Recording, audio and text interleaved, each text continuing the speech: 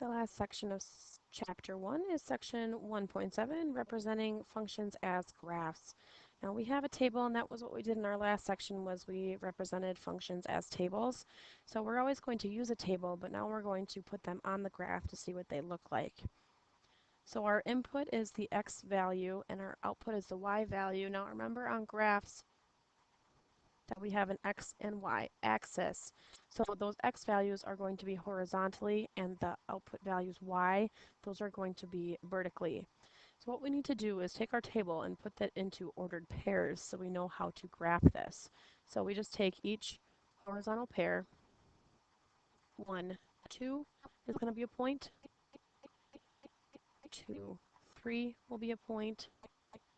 And 4, 5 will be a point. So now we go on our graph. If we're looking at the first point, 1, 2, we go horizontally 1, vertically 2 to the first green dot. Second one, horizontally 2, vertically 3. And the last point, 4, 5, going to be right here. So as a table, that is what our graph would be.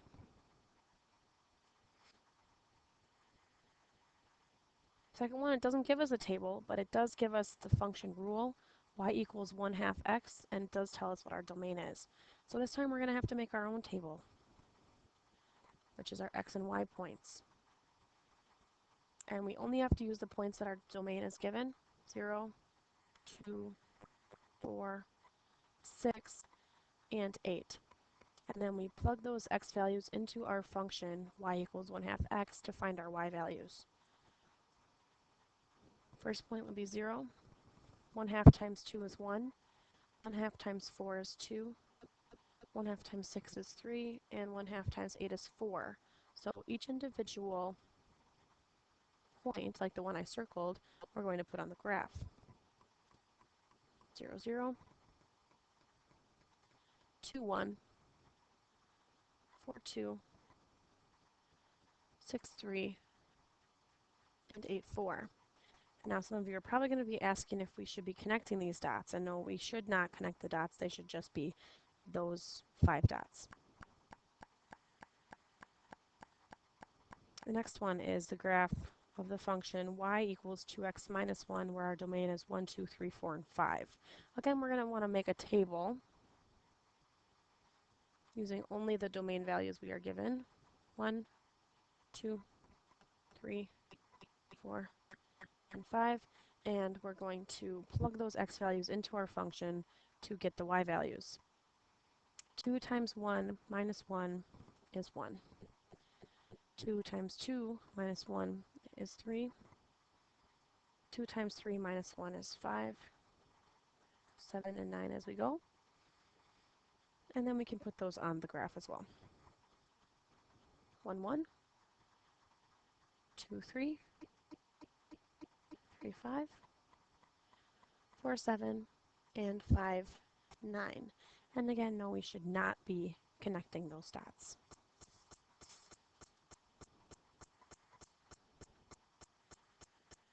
Next, we have SAT scores. The table shows the average score S on the mathematics section of the SAT in the U.S. from 1997 to 2003 as a function of the time t in years since 1997. On the table, the 0 corresponds to 1997, 1 is 1998, and so on. We should graph that function.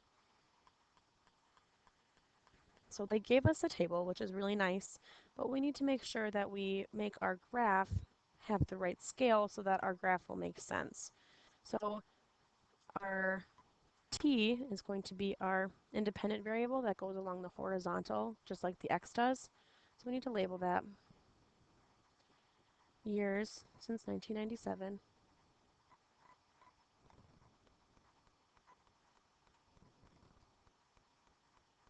Oops, I don't know why that did that. Since close enough, and that's our t. Now we go all the way up to 6. I would suggest skipping a couple for every number.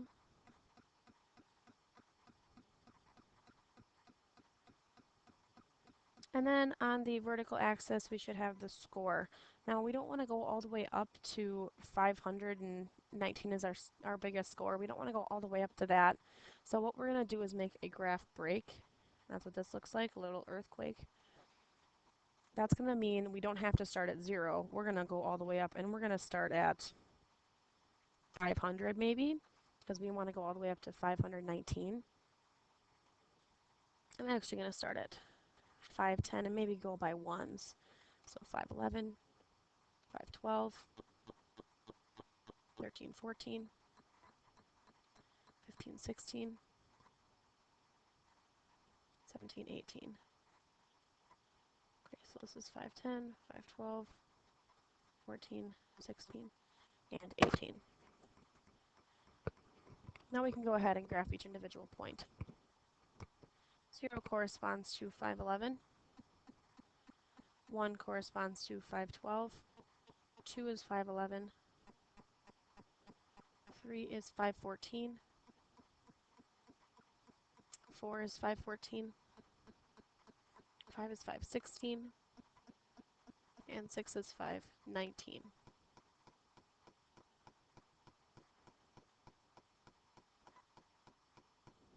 Okay, that's all it wanted us to do was graph it.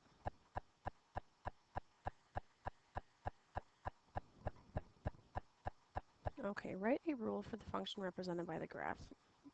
Now, I couldn't exactly put points in here when I made this, so I'm going to put points in now, and then we're going to identify what the rule should be.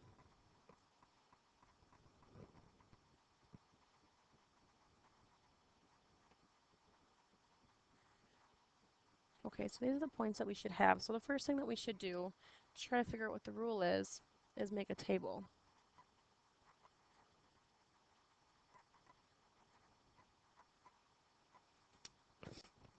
Our first point is 1, 2, 2, 3, 3, 4, 4, 5, and our last point is 5, 6. So if we're trying to find a relationship between the x and the y values, we can see that the output, which is our y, is 1 more than the input.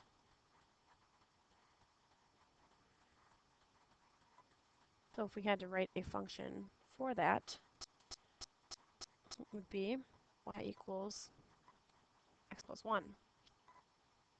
Then identify the domain and the range. Domain is our x values. Range is our y values. You could rewrite it if you would like. That is good enough for now. Okay, we got a couple practice ones. We're just going to do one practice since we are pretty good at these. We're going to skip this one. I am going to give you a few points.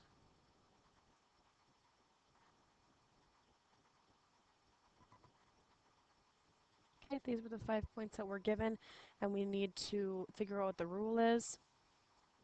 You can make a table if you want. I'm going to skip that part. Go right into our rule. 5 minus x. So if we're starting at 5, so 0, 5 is our first point. 5 minus 0 is 5, so that makes sense. That's good. We identify the domain and range before we're done.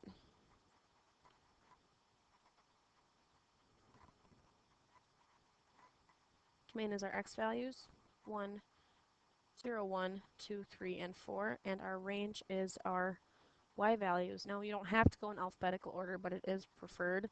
So our range is 1, 2, 3, 4, and 5.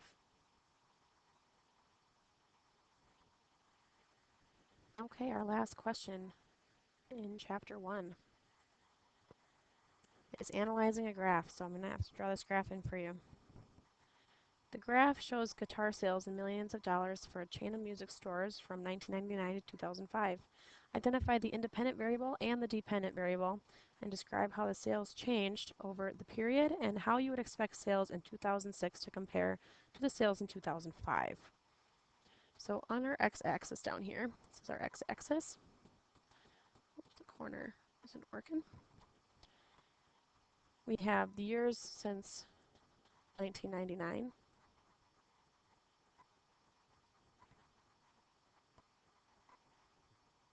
So just like with our last one, we're going to go by little chunks of 2,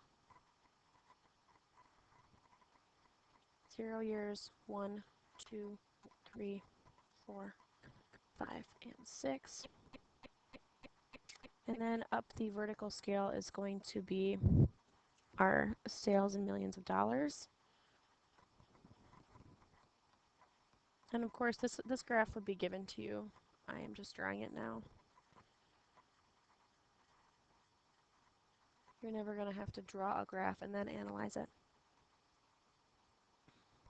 Okay.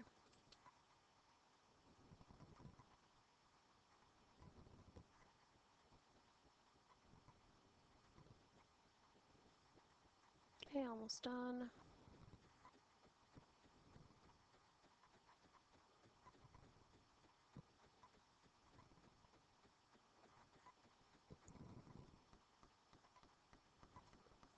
Okay, so there is our graph. Now we need to identify the 2 different variables. Independent, that's always the one on the horizontal axis, but that is our years since 1999, which means our dependent is our sales, which was in millions. Describe how sales changed over the period and how you would expect sales in 2006 to compare to sales in 2005. So we did go all the way out to 2005. So how did the sales change from 1999 to 2005? They definitely increased consistently.